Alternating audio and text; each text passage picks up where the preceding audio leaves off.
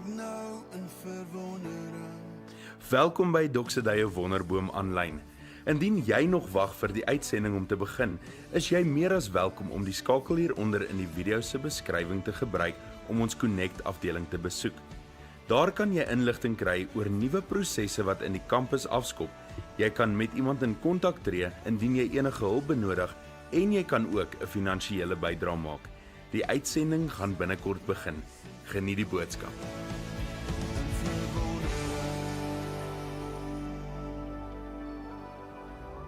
So dit is excellent. En weet net, elke persoon wat iemand nooi, is iemand wat glo, luister, hierdie persoon se lewe kan verander. Ons kom nie kerk toe julle om 'n godsdienst te onderhou of 'n kultuur te behou of 'n taal te beskerm of om ons kom by mekaar omdat ons glo daar's krag in die gemeenskap van heiliges en ons glo daar's krag in die liggaam van Christus wat saamkom en besef, wow, ek is nie alleen nie en die Here is besig om te werk. Amen. Amen. Die tweede ding wat ek celebrate is dat ek volgende week see toe gaan. En ek moet dit net met julle deel. Ek weet dit is nie op dieselfde level as die eerste ene nie, maar Jesus, ek sien baie uit om my seentjie vir die eerste keer op 'n strand te hê. En ek wou dit net met jou deel. Ek weet nie waartoe jy gaan nie. Ek weet nie of jy enigstens iewers heen gaan nie. As jy iewers heen gaan, wees veilig vir die kort vakansietjie wat ons het. Rus goed. Ek sê nie lê en doen niks nie. Ek sê maak seker jy kom uit by wat jou purpose is, want in jou purpose is daar ewige rus in Jesus Christus. So knyp die tyd af daarvoor. Ons sluit ook vandag af met ons reeks sien. Dit was 'n kort 3 weke reeks met die naam sien. En net so vinnig verduidelik waaroor dit gaan.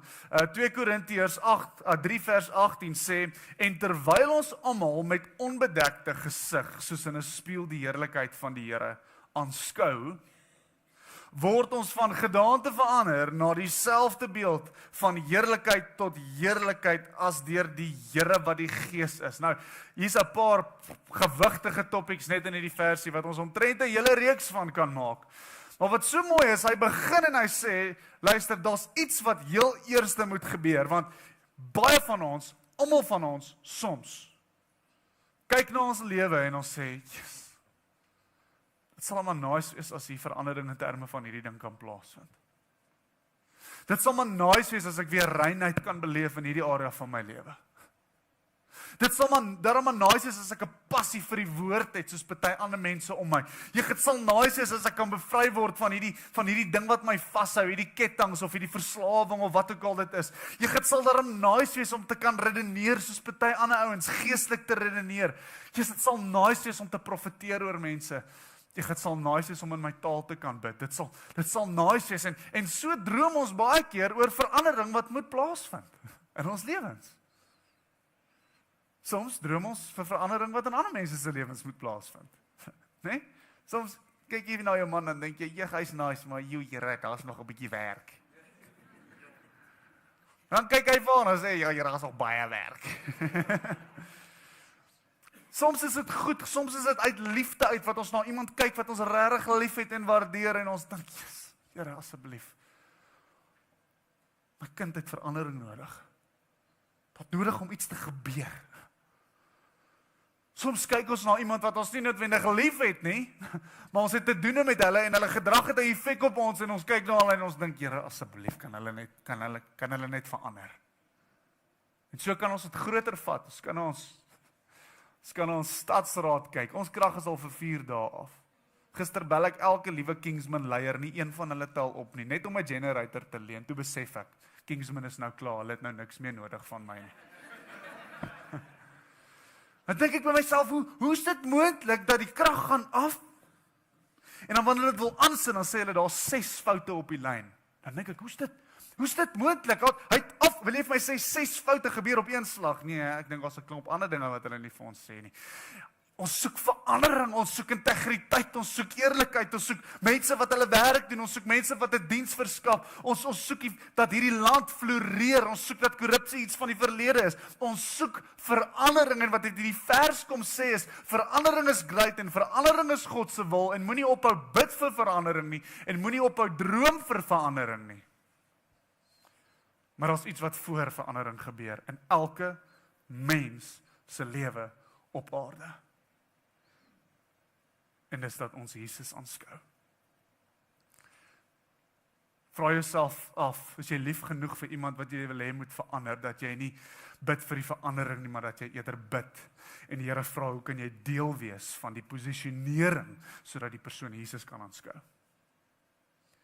En ons kom vra in hierdie reeks die vraag, as aanskouing die oplossing is, as aanskouing stap 1 is, tot verandering in my lewe, as aanskouing die stap 1 is, om te kan sê, weet jy wat, daar's 'n dag wat ek in dieselfde beeld, wanneer iemand na my lewe kyk, en hoor hoe crazy is hierdie wat hy sê, gaan dit ooit 100% gebeur?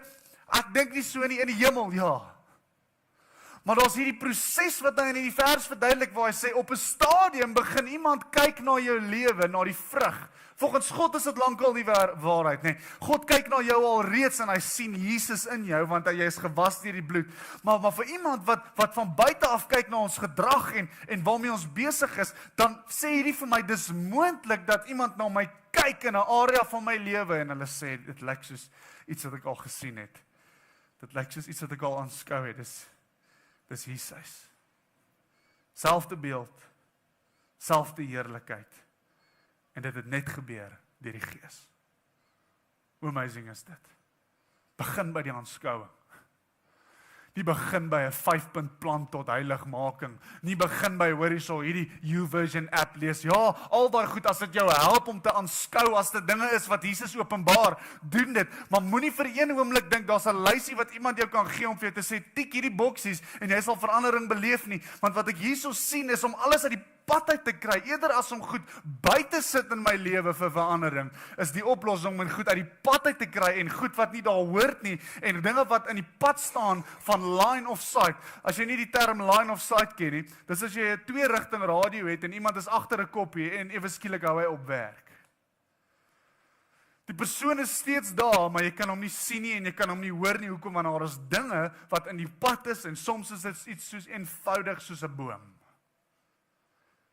So die vraag wat ons kom vra het in hierdie reeks is, wat is die primêre dinge wat ons vir mekaar moet sê? Daar's 'n boom wat maak dat ek Jesus nie kan aanskou nie. Dis 'n boom wat ek die keuse moet maak om dit uit die pad uit te vat en my lewe van alle dinge uit te skuif sodat ek Jesus kan aanskou. En in week 1 het ons gesê, ons nommer 1 is 'n besige wêreld. Dis 'n wêreld waarin ons leef wat vir jou wil kom sê wat is prioriteit. Jy weet daai woorde, sorry, ek het nie tyd nie. 90% van die tyd is tyd nie die probleem nie, prioriteit is die probleem. So in week 1 het ons gaan sê, wat is die dinge wat jy al so geglo het, jy moet doen, en jy moet by uitkom, en dis wat het is om 'n man te wees, en dis wat het is om 'n ma te wees, en eintlik al wat dit kom doen het, dit nog bagasie kom opgooi, nog goedjies op jou trailer, dit het die muurtjie net al hoër begin bou, en dan wanneer jy voel, ek is 'n bietjie oorweldig, ek moet seker Jesus aanskou, dan weet jy nie eers hoe nie, en jy weet eers waar om te begin nie, want ons net te veel nonsens in die pad. In week 2, eerste week se tema was wille wêreld. Week 2 het Japie met ons gesels oor heilige koeie. Heilige koeie wat lekker patties maak as jy kies om te slag, want heilige koeie eet die gras op waar Jesus met jou wil piknik hou. Dis hierdie reeltjies wat ons doen. Ons kom by mekaar, ons sing 3 liedjies, alles moet dieselfde gebeur. As jy by die kerk kom en iemand sit op jou stoel, dan is jou hele dag omgekrap. Dis my stoel. Alles net in gewoonte, as ons bid ons dieselfde ding. Here, sien asseblief die hande wat dit voorberei is. Amen, en die kwel loop al so by jou mond uit, want jy weet hierdie so gou as moontlik verby kry. Dis hierdie gewoontes wat ons net doen, en is 'n paar eenvoudige voorbeelde, maar daar's so baie dinge julle wat ons doen, want dit is waar ons gewoond is. Ek onthou, ek was in 'n gemeente gewees 15 jaar terug, en aanddiens het absoluut floreer. Dit was nie 'n charismatiese gemeente nie. Aanddiens het floreer, mense het by die agterdeure uitgesit. Dit was amazing, die leier van daai aanddiens daai tyd was charismaties van aard, en dit was net wow, en ek was deel van die band, en dit was excellent, en ons het geweet die volgende stap vir hierdie band, want op daai stadium was dit elektriese dromme. Nou, elektriese dromme klink so. Dis terrible, dis regtig enige drummer, jy jaag hulle weg met elektriese dromme. As jy sê, hoor jy, ons het 'n drummer nodig, dan vra hulle vir jou, wat so dromme het julle? En ek verstaan. So op 'n stadium sê ons, hoor jy, ons gaan nou regte dromme hier insit. Ons gaan 'n dromkas insit, daai wat lyk asof jy Donald Trump is wat speech iewers en jy wil nie iemand met jou skiet nie. Soos hierdie, ons gaan so 'n kas kry. En die ouens wat hierdie ding kom installeer is voordat ek geweet het om dit self te doen, kom praat en hulle sê, hoor hierso, die perfekte plek eintlik om hierdie dromme in te sit is agter daai omswaai preekstoel daar agter. Jong jare wat die preekstoel nie gebruik word nie, hy swaai so om, maar lank voor dit het hulle al begin om ook so van 'n tafeltjie van die verhoog af te preek. So die preekstoel is eintlik maar net daar vir kinders om weg te kruip, so nou en dan. Ons maak hierdie voorstel, hoor jy, die klankingenieurs het kom kyk, hulle sê die beste ding is, die gat is klaar daar, ons gaan hom net voor toe maak. Wat doen ons met die hout? Hey, my maat, was daar mense ontsteld oor die preekstoel. En jy sit hier vandag en ek weet jy dink dalk, preekstoel. Wat rarig. Ek sal vir vandag vir jou sê, dit was die begin van 'n gevoel van, as ons nie as die preekstoel kan verander nie, wat in die toekoms gaan wel kan verander, en op die einde van die dag, is daar 'n klomp goeie, selfs vandag, wat ons so aanvaar as, dis hoe dit moet wees, dis hoe kerk moet wees, dis die formaat wat dit moet wees, daar moet 'n ou voor op 'n verhoog staan, en ons gaan dit so doen, ons gaan dit so laat doen, ons gaan dit vir so lank doen, en dis min of meer hoe dit gaan wees, en as iemand jou vra, hoekom, dan gaan jy dink, ek weet nie, maar dit werk. En net so is daar in jou eie lewe heilige koeie wat ons soms moet slag en een kant toe skuif, sodat ons Jesus kan aanskou. Godsdiens, julle, is die grootste killer van geloof. Godsdiens is die grootste angel van gif vir lewende geloof wat warm brand in die hart van 'n gelowige, is roetine en godsdiens en kerkkultuur. Ek en jy is gemaak om aan die brand vir die Here te wees. Ons is gemaak om aan die Here, wat wil jy nie doen? Wat wil jy nie dan openbaar op 'n nuwe manier? Jesus kom sê self, luister, ek gaan nuwe wyn vir julle gee. Nuwe wyn, maar julle kan nie die nuwe wyn in ou wynsakke sit nie. Hy gaan dit nie kan hanteer nie. Hoe lyk die nuwe wynsakke in jou lewe? Hoe lyk die nuwe wynsakke in hierdie gemeente? Is die vraag. En hierdie week was ons heen en weer gewees met 'n paar temas. Aanvanklik was dit 'n ander tema. En op 'n manier in ons harte is dit net gevoel, daar's iets groters as dit wat ons wou oor praat, wat soveel keer in die pad staan om Jesus te aanskou. En dit speel die eerste keer af in Genesis 3 vers 8. Storie van Genesis, natuurlik, God maak die mens, sit hulle in die tuin, pragtige tuin, dis mooi daarso, hulle wandel saam met die Here, Eden wat ook staan vir God se teenwoordigheid, hulle is vlekkeloos, hulle is rein daar, dis net amazing, ek sien dit hierdie prentjie waar hulle net hier in die tuin loop en die mooiste blommetjies sien en die ongelooflikste ervarings het en hulle kan hulle kreatiwiteit uitleef en alles die name gee wat hulle wil en dis net 'n fees, dis net incredible. En dan word hulle al twee verlei deur wat ons nou ken as die slang en ons glo is die vyand. En die oomblik wat daai plaasgevind het, speel die volgende af in vers 8. Hulle hoor toe die geluid van die Here God wat in die tuin rondstap in die middagkoelte. Die mens en sy vrou het vir die Here God weggekruip tussen die bome van die tuin.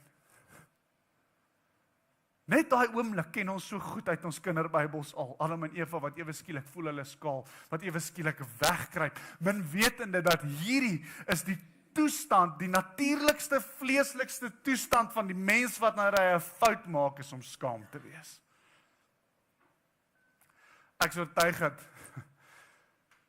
een van die grootste redes hoekom mense nie Jesus aanskou nie, is omdat hulle op grond van dinge wat hulle gedoen het en aangevang het op 'n manier voel, hulle is gediskwalifiseerd. Hoe ironies is dit, Adam en Eva word uit God uitgeskep, hy blaas in hulle in. Alles wat hulle is, kom van hom af. Alles wat hulle nodig het, kom van hulle af. Dit is soos om my rekenaar se prop by die muur uit te trek. Dit is net 'n kwessie van tyd, dan is daar niks meer nie. Die omvang van alles wat hulle is en wie hulle is en wat hulle moet wees, word gevind in God. En die een ding wat hulle die nodigste het in die tyd van krisis, is die een ding voor wie hulle die skaamste voel en van wie sonde ons die meeste weghou. Hoeveel keer het jy dit al beleef? Hoeveel keer het jy al beleef hoe iemand naby jou begin besig raak met nonsens of iets en jy kan nie regtig sê wat dit is nie, maar hulle begin eenkant raak. Hulle begin hulle self isoleer. En jy dink eers dis persoonlik en jy vat dit op jouself en jy wonder, wat het ek gesê, wat het ek gedoen en op 'n stadium, as dit uitkom om besef jy, weet jy wat, dis presies wat sonde doen. Sonde kom en hy kom isoleer mense. En hoeveel keer het jy dit al oor jouself beleef waar jy iets gedoen het wat jy dink by jouself, ewe skielik is die passie wat in jou hart gebrand het om tyd in die woord te spandeer, om saam met Jesus te wandel in sy teenwoordigheid, om deel te maak van jou besluite, om saam met hom te prosesseer deur jou dag. Ewe skielik is daai verhouding iets wat jy nie wil na terugkeer nie. Ek wil vir jou sê, dis presies dieselfde emosie wat in Genesis 3 vers 8 afspeel. Dit is so hartseer dat 'n aksie of 'n daad of 'n keuse my so skaam maak dat ek eerder in geheel nie met God te doen wil hê nie. En ek weet daar is nie een persoon vandag wat hier sit wat kan sê jy het dit nog nooit beleef nie. Ek weet daar is nie een individu vandag wat hier so sit en sê ek was nog nooit skaam nie. Of dit wat jy nou sê, Reinhard, het ek nog nooit ervaar nie. Dit is die natuurlikste vorm van die vlees. Skaamte vind plaas omdat ons in tye van sonde net een kant van God se karakter raak sien. En ek wil dit so verduidelik. Die amazing ding van die evangelie is dat God nooit sy karakter verander het om my te red nie. En 'n deel van God se karakter wat hulle in die Ou Testament baie goed verstaan het, is dat God is regverdig. En prys die Here daarvoor dat God regverdig is. God is geregtig. He is just. En God is nie iemand wat sy beloftes verander nie. God is nie iemand wat sy vereistes verander om by jou aan te pas nie. Daar is hierdie een deel van God se karakter wat sê, luister, hier's wat ek verwag. En is reg of weg.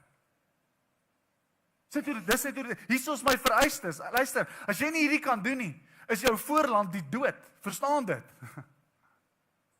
Nou die hartseer ding is, as jy nou ophou luister, dan speel jy absoluut in die hand van die vyand in, want dis wat soveel jaar net eensydig verkondig word. Dis luister, hier is die 10 gebooie. Kom die 10 gebooie na, doen hierdie en probeer net ten minste. Eendag as jy voor hierdie regverdige God staan wat 'n verterende vuur is, dan kan jy ten minste sê, tried.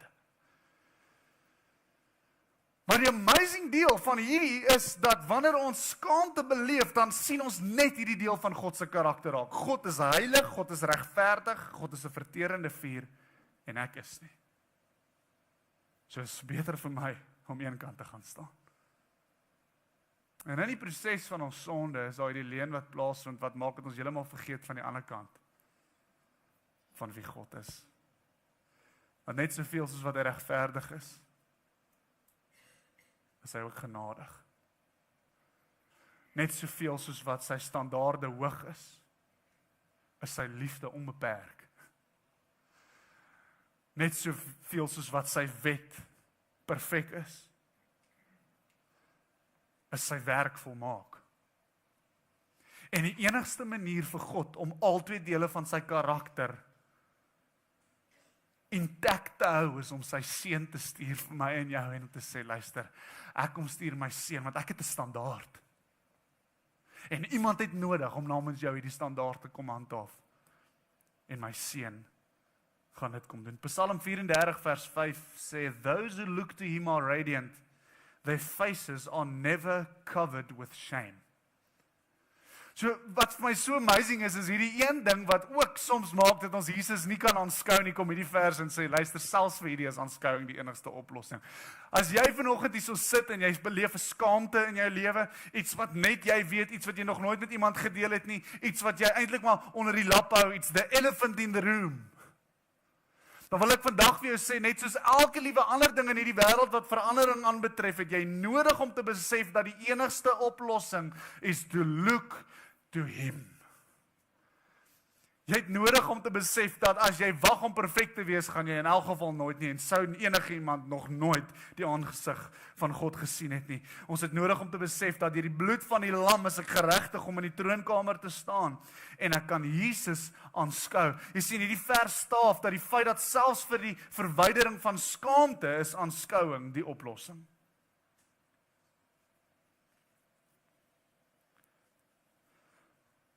Ek dink nie daar's een individu vanoggend wat sal sê, maar hierdie is nie die waarheid nie.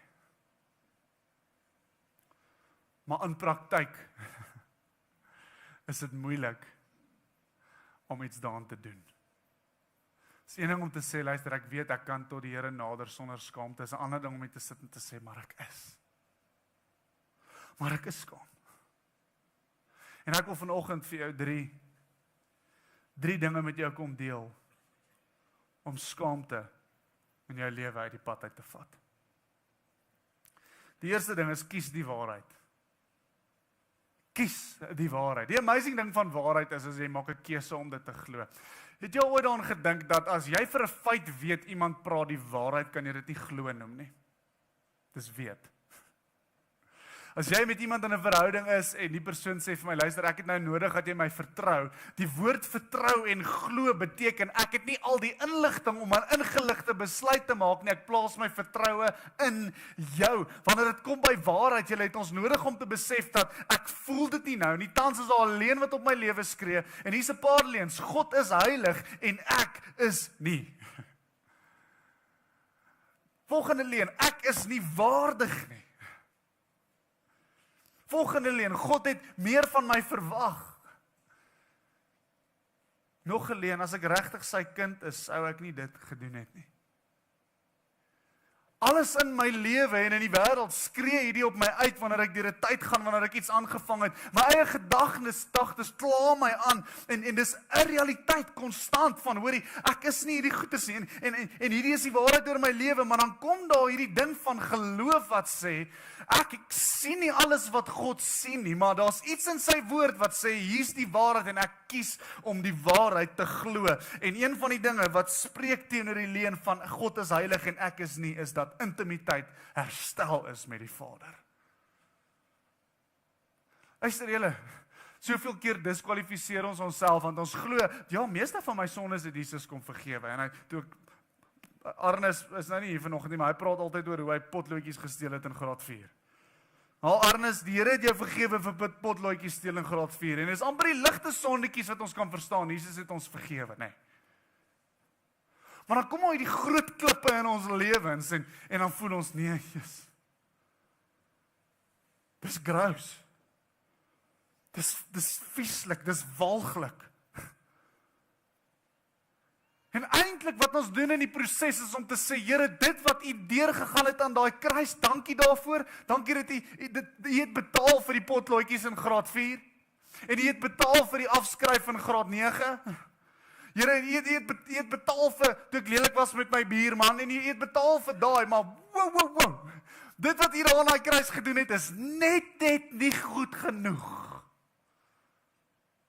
Vir hierdie ding in my 3de jaar. En hierdie ding 2 jaar in my huwelik in. En hierdie ding 3 jaar terug nie. Dis eintlik wat ons sê. En ek het nodig om te besluit, ek moet die keuse maak in my kop, dat as God sê, hy die prys betaal, dan het hy die prys betaal. In 'n wêreld vandag, is die enigste manier om te weet hoe waardevol iets is, om te kyk hoeveel kos dit. Nou, sommige goed is belaglik. As jy gaan kyk hoeveel kos bluefin tuna per kilo. Dis 'n baie random voorbeeld, maar dis net belaglik. Dink ek by myself nie wat, in 'n blikkie is hy baie goedkoper. Dis belaglik. As jy kyk hoeveel kos dit om 'n iPhone te maak teenoor waarvoor hulle hom verkom daar uit nie. Maar meeste goed in die wêreld kan jy gaan kyk, okay, 'n pakkie chips is R10, want dit het soveel rand gekos om te maak, soveel rand was die vervoerkoste, die diesel het soveel gekos om hierdie box chips hier af te laai, en hulle moes hierdie ou salaris betaal, en op die einde kom jy op R6 af, en dan min of meer hoe dit werk is 40% markup, en dan wet is by, en dan kom jy by R10 af. Daar's 'n rede hoekom iets R10 kos. Wanneer iemand vir iets betaal, dan sê dit vir jou, luister, hierdie is wat dit waard van die prys wat God betaal het vir jou lewe om intimiteit te herstel met jou. Hy het nie 'n pakkie chips betaal nie. Hy het nie 'n EFT gedoen nie. God het nie 'n cheque geskryf nie. God het nie die tuisgebakte muffins afgelewer nie. Soos wat ons doen met nuwe bure wat intrek nie. Luister, God het sy seun op 'n kruis laat sterf vir jou. Die prys vir jou skaamte is betaal. En ek het nodig om dit te glo. Toe God jou gemaak het, het hy geweet waarvoor hy homself inlaat. En die teologie agter dit is 'n lang preekreeks wat ons in 2046 sal doen. Maar God is nie verras deur die foute wat jy maak nie. God is nie verras deur die feit dat jy dit nie self kan regkry nie. God is nie verras deur die donkerste, diepste, walglikste ding wat jy in jou lewe al aangevang het nie. Hy het voorsiening gemaak vir die diepste, donkerste, walglikste ding wat jy in jou lewe al ooit gedoen het, sodat jy kan kom na die kruis en kan sê, Here, dankie. Ek aanvaar die prys wat U betaal het. Ek het nodig om die waarheid te glo dat my dade nie verander wat my identiteit in die hemel is nie. Dis stap 1, kies die waarheid. Al voel dit nie, spreek dit oor jou lewe uit. Maak jou kamer deur toe, kry skrifverse oor jou identiteit en sing dit oor jou lewe, spreek dit oor jou lewe, plak dit in jou muur vas, maak dit jou wallpaper op jou foon, wat ook al jy nodig het om konstant jouself te herinner om te kies. Hierdie is die waarheid. Voel dit so? Nee, dit doen nie. Lyk dit so? Nee, dit doen nie. Is dit so? Ja, dit is. In die naam van Jesus. Die tweede ding is lewe in die lig. En voor jy dink, hier is ek alweer allerhande goeie goedjies doen.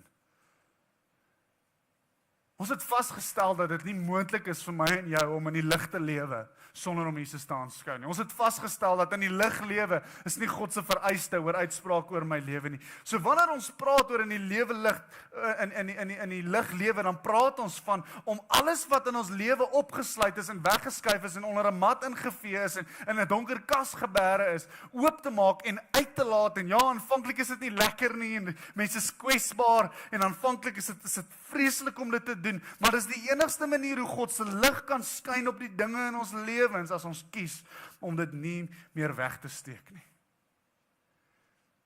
Weet jy wat is so snaaks? Die hele storie van Adam is natuurlik verskriklik hartseer, maar nou waar ons vandag is, dan besef ons, ja, it was just a matter of time, nee. Want God kom en hy praat nie met Eva nie, hy sê, Adam, waar is jy? Nou eerstens, natuurlik weet God, waar is hy? God probeer nie uitfigure, moes soos met 'n kind, waar is Ezra? Waar is? Nee, hy weet presies waar is Adam, maar Adam weet nie waar is hy nie. Hy vra hierdie retoriese vraag amper om Adam te kry om te besef, ek is nie waar ek moet wees nie. En ek is seker dit is nie hoe Adam gepraat het nie. Die tweede ding is, Adam, waarmee is jy besig? Ewe skielik, Here, jy moet verstaan, U het hierdie vrou vir my gegee. Blame shift. Hoe baie doen ons dit? Ja, maar jy moet verstaan, ons moet maar die braai betaal het, want dis maar hoe ons wêreld werk, dis maar hoe die strukture werk, ons blame shift, die oomblik wat ons voel, ons word aangekla, die oomblik wat die Heilige Gees kom en hy sê, hey, dis nie wie jy is nie, Reinhard, waar is jy? En dis so amazing dit is dat God kom nie en sê, hey, ek kan vir jou piets, hy kom en hy kom vra net die vraag, waar is jy? Kobus, waar is jy? Johnny, waar is jy? Stefanie, waar is jy?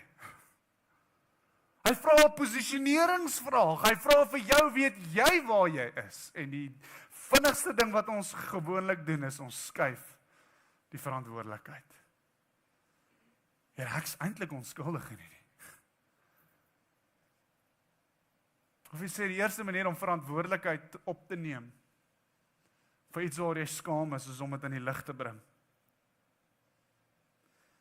Dit beteken nie dat ons altyd alles reg doen nie, maar dat ons toelaat dat God se lig op alles skyn wat ons gedoen het.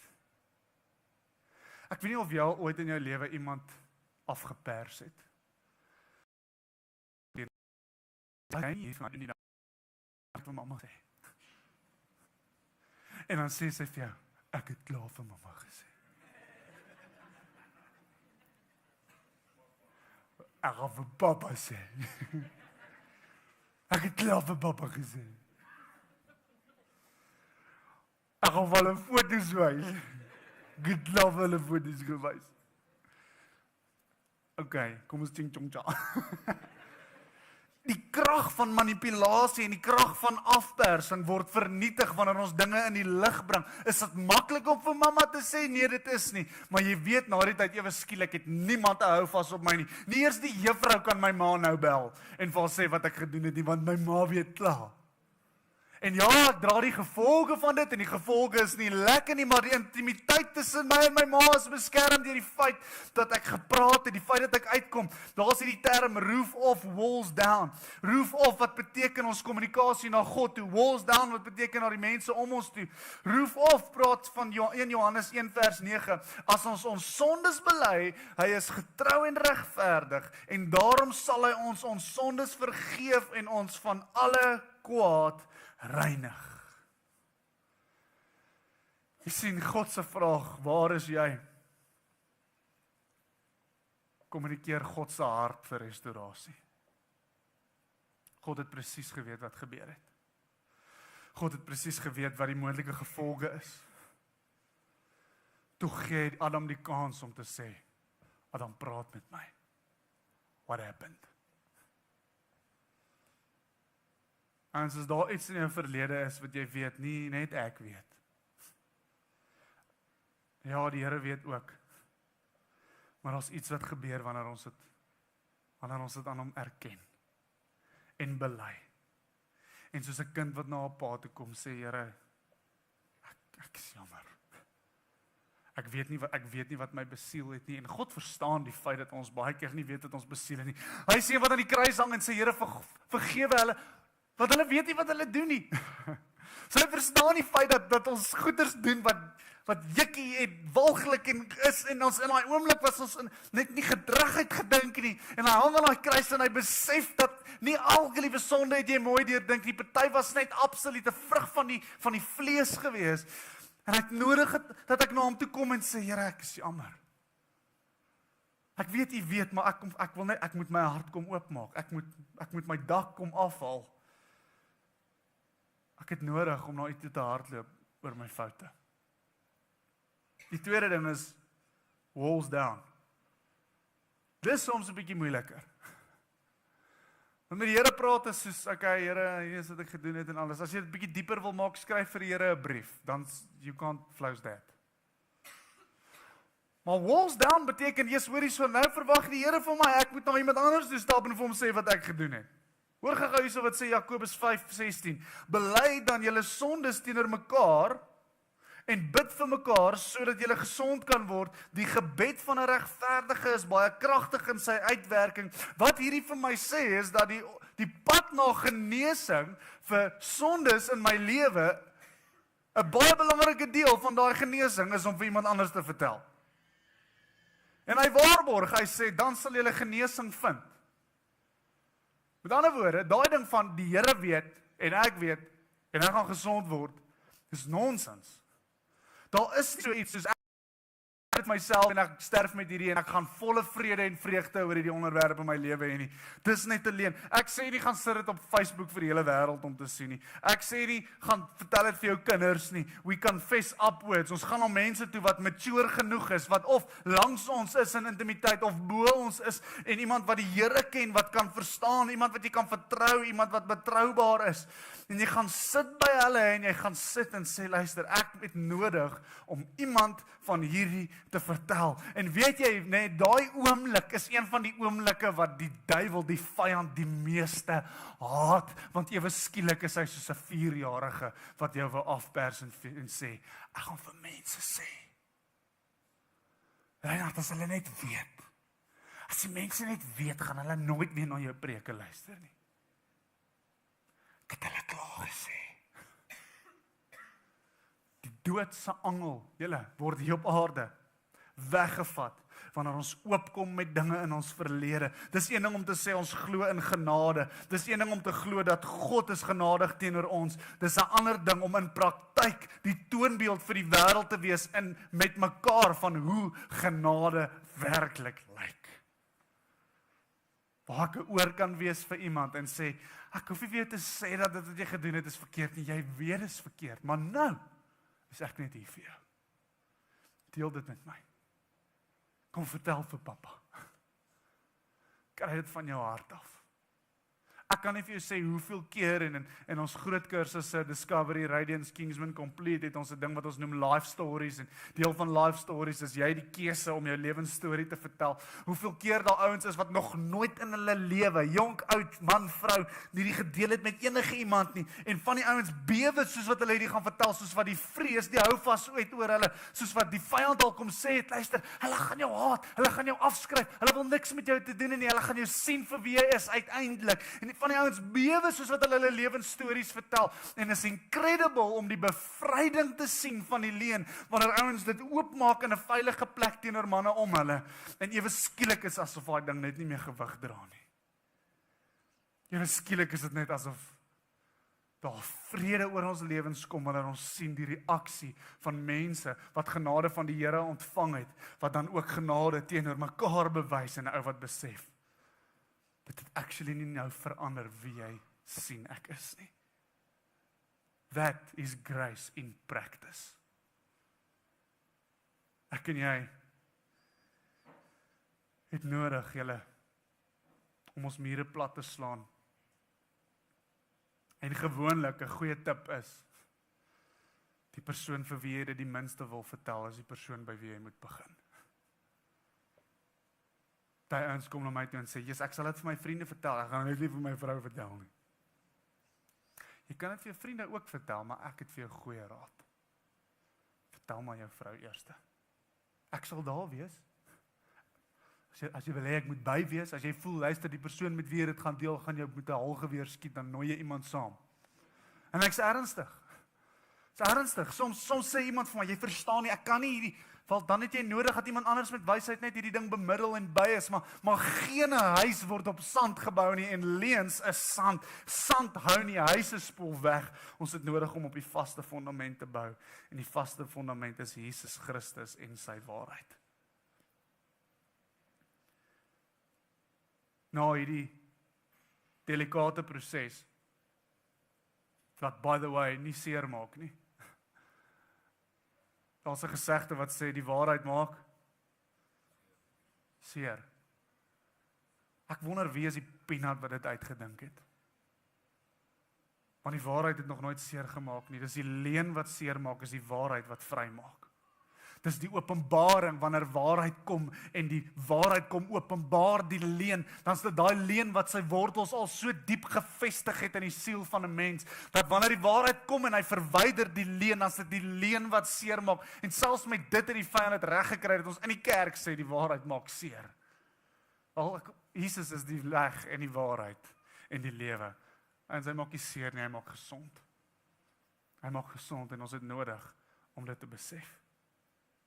Die derde stap is die ongelooflike bevrydende konsep dat God tot 'n mate kies om nie te onthou nie. Hebreërs 8 vers 12 is waar Jesus die nuwe verbond aan ons maak. Ou verbond was met Abraham. Ou verbond was 'n klomp beloftes. En hier kom hy in die Nuwe Testament, hy kom sê, luister, ek sal genadig wees teenoor julle ongeregtighede. En aan julle sondes sal ek glad nie meer dink nie. Dis net die realiteit as jy gewas is deur die bloed van die lam. Dis tot beskikking vir elke persoon, elke mens met 'n oop deur vir dit, maar jy het nodig om deur daai deur te stap. En wanneer jy deur daai deur gestap het en die brood gebreek is, die liggaam gebreek is en die bloed gevloei het vir jou en die prys is betaal. Hoe mooi is die hele prentjie van in Exodus waar hulle in Egipte is, die Israeliete en dan kom daar 'n doodsengel en almal wat die bloed van 'n vlekkelose lam bo hulle kusyne gesmeer het bly lewe en dis hierdie simbool van wat duisende jare later gaan gebeur, van die bloed van die vlekkelose lam wat jy die keuse het om dit bo jou kusyn te smeer en die dood sal nie aan jou kan raak nie en die waarheid oor jou dan is, aan jou sondes sal God nie meer dink nie, want as sondes die probleem was, dan wil ek vir jou sê, God het met die probleem kom rekenskap doen. 2 Korintiërs 5 vers 17. Daarom, As iemand in Christus is, so die belangrike vraag wat jy jouself vanoggend weer eens kan vra is ek in Christus? Is ek in Christus? The quality of life is dependent on the quality of questions we ask. Hierdie is die belangrikste vraag wat elke individu homself kan vra, is ek in Christus? Want hy sê, as iemand in Christus is hy 'n nuwe skepping. Dis 'n nuwe skepping. En die ou dinge het verbygegaan. Kyk, hulle het nuut geword en dit alles kom van God of wat ons deur Christus met homself versoen het en aan die bediening van die versoening het hy vir ons gegee. Dit bestaan daarin dat God in Christus die wêreld met homself versoen het deur hulle nie hulle oortredinge toe te reken nie. En hy het aan ons die boodskap van versoening toevertrou. Ons tree dan op as gesandte ter wille van Christus, asof God self deur ons 'n beroep op julle doen. Ons pleit by julle om Christus ontwil. Laat julle met God versoen. Hy wat nie sonde geken het nie, hom het God ter wille van ons tot sonde gemaak, sodat ons in hom voor God geregverdig kon word. En dit, my liewe mens, is die evangelie. Die evangelie van vryheid, nie van gevangenis nie. Die evangelie van vrede, nie van angs nie. Die evangelie van regverdigheid en nie van skaamte nie. En ons het die voorreg vanoggend om die perfekste simbool van aanskouing te vier deur die nagmaal. Jesus kom en hy sê, luister, hierdie is wat ek gaan doen, ek gaan sterf aan 'n kruis, my liggaam gaan gebreek word, my bloed gaan gevloei word. Die krag van dit is tot in ewigheid. En ek wil hê julle moet in julle hele lewe dit konstant aanskou, maar so nou en dan wil ek hê julle moet dit op 'n spesiale manier doen, wanneer julle bymekaar is. En dit is die viering van die nagmaal. Jy is die ontvanger vanoggend van genade wat jou vryspreek. Jy is die ontvanger van 'n oop deur deur die bloed van die lam. Jy het die voorreg om die keuse te maak vandag, om te glo in die waarheid, om te lewe in die lig, en te weet dat God onthou nie jou sondes nie. En dit alles net deur dit wat ons vandag gedenk. So, ek wil vir ons 'n gebed doen en daarna nooi ek jou, daar's ons 2 tafels daar agter en dis 2 hier voor. Ons gaan in 'n tyd van nagmaal en gaan sommer iemand naby jou, as jy saam met jou gesin hier is, kom ons doen dit saam. As jy sien iemand sit alleen, kom ons sit by daai persoon. Ons doen dit saam. Dis waaroor hierdie gaan, want gesamentlik is ons die ontvangers van hierdie genade. Here, dankie dat U so ongelooflike, regverdige God is, Vader. Ek dank U dat U standaarde altyd so hoog sal bly, Vader, want dit verander nie aan U karakter, Here. U is regverdig, U is 'n verterende vuur, Vader. Here, U wraak, Vader, is genoeg, soos wat die Psalm sê, Here, om die see se gedruis te laat skrik, Vader. Maar ek dank U, Vader, dat dit net die helfte is van U. Here, want U is vol liefde, oorvloedig. Here, U het so baie genade wat U wil wys teenoor my. Here, U is lief vir my, ek is kosbaar vir U, en dankie dat hierdie 2 waarhede nooit verander is deur die feit dat U seun gestuur het, Here. Here, dankie dat ons vandag kan sê, skaamte hoort nie in die lewe van 'n diergekoopte siel, 'n diergekoopte kind van God nie. U het die prys betaal, intimiteit is herstel. Here, ons kan met 'n onbedekte gesig, Here, kan ons soos in 'n spieël, kan ons die heerlikheid van die Here aanskou, Vader, en ons sal verander word, Here, na hierdie beeld, deur die krag van die Heilige Gees. Ek bid dat ons nagmaal nou, Here, nie net nog 'n nagmaal is nie, Here. Ek bid vir 'n intieme geestelike interaksie, hoe ons U aanskou in hierdie oomblik. Amen.